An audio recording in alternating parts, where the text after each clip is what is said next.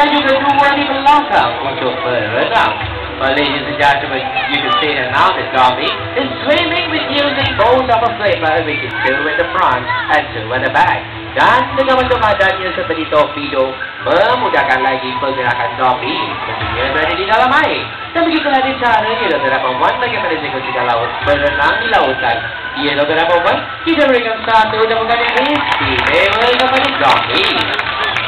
Well, ladies and gentlemen, that is how zombie swims in the sea by using both of a flipper.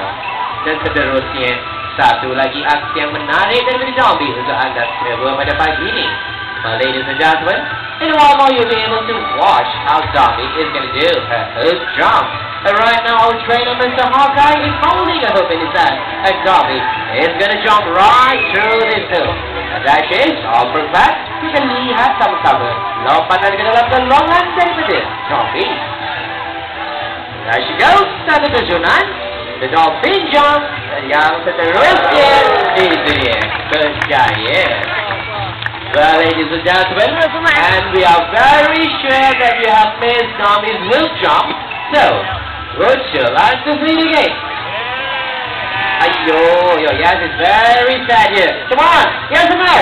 Alright, let's go for it.